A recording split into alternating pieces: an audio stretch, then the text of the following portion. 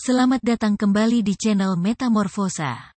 Tempat kita belajar bersama seputar kerajaan sorga dan kebenarannya dalam kehidupan sehari-hari. Sebelum kita lanjut, silahkan teman-teman like, subscribe dan bagikan agar semakin banyak orang yang gemar belajar. Terima kasih.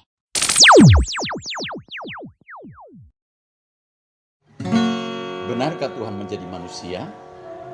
Dan untuk apa Tuhan datang ke bumi?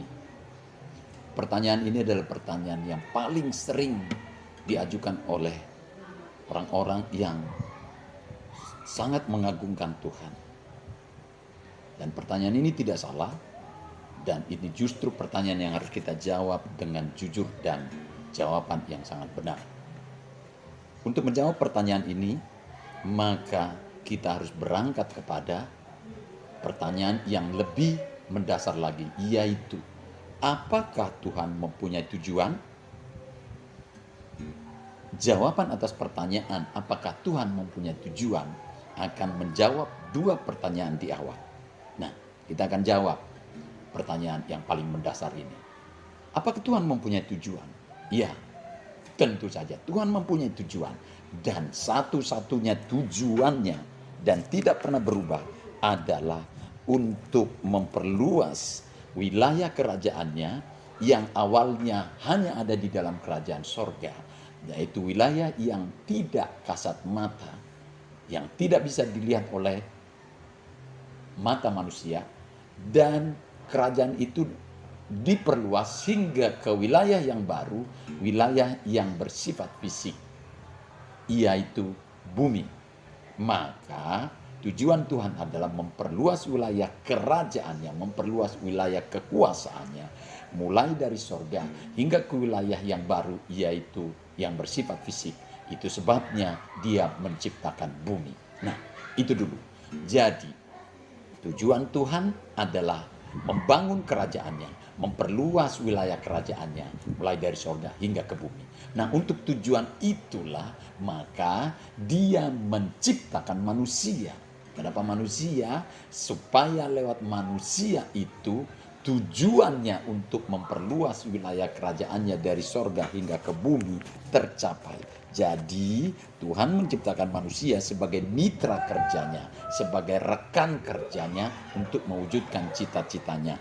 Itulah sebabnya Tuhan menciptakan manusia persis seperti dirinya sendiri.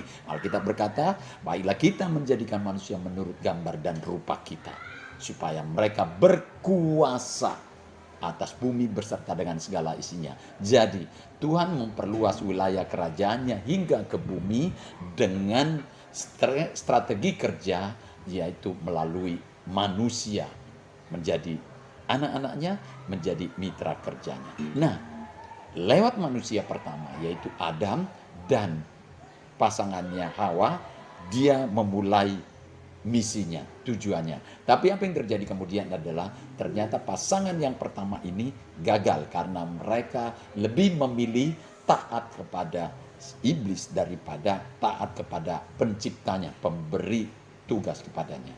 Nah, begitu mereka memberontak, maka dengan sendirinya roh Tuhan yang ada pada mereka meninggalkan dia. Sehingga sekarang manusia itu ada di bumi tanpa dipimpin oleh roh Tuhan sendiri.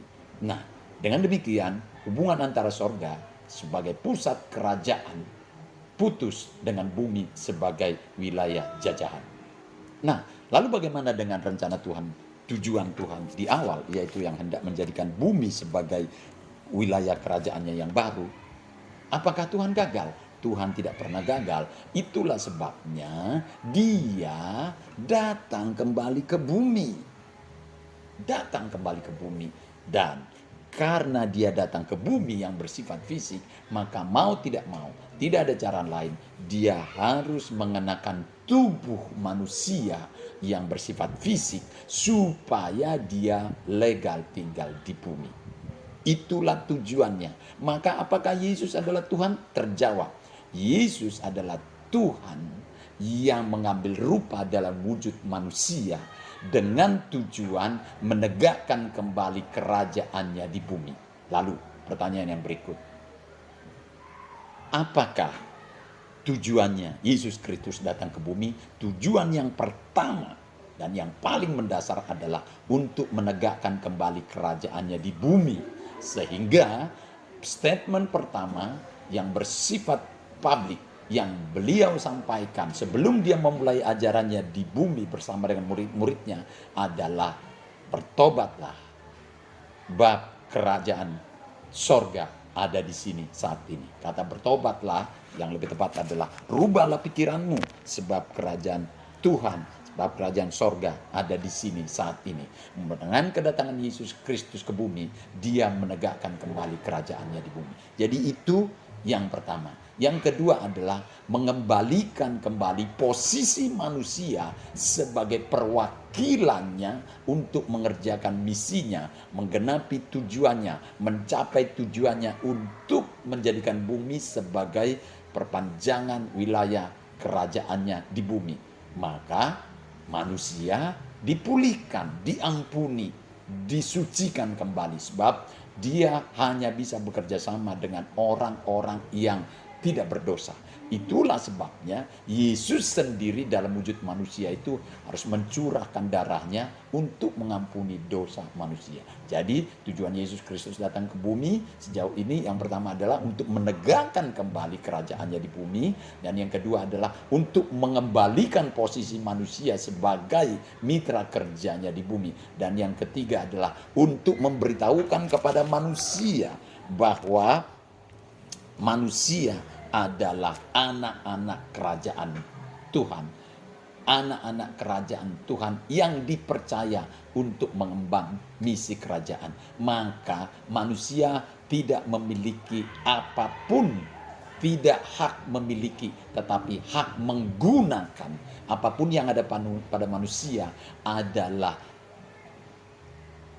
titipan Tuhan, adalah kepunyaan Tuhan sendiri untuk dipakai dalam rangka upaya mengerjakan misi kerajaan sorga. Jadi melalui manusia yang telah dipulihkan, yang telah diampuni, kerajaannya kembali dipulihkan, ditegakkan. Itulah tujuan Yesus Kristus datang ke bumi. Yang pertama tadi adalah untuk menegakkan kembali kerajaannya di bumi. Yang kedua untuk mengembalikan kuasa yang sempat hilang karena pemberontakan manusia. Dan yang ketiga untuk memberitahukan kepada manusia bahwa dia tidak memiliki apapun, dia tidak memiliki hak kepemilikan, tetapi hak guna untuk membangun kerajaan sorga, kerajaan Tuhan di bumi.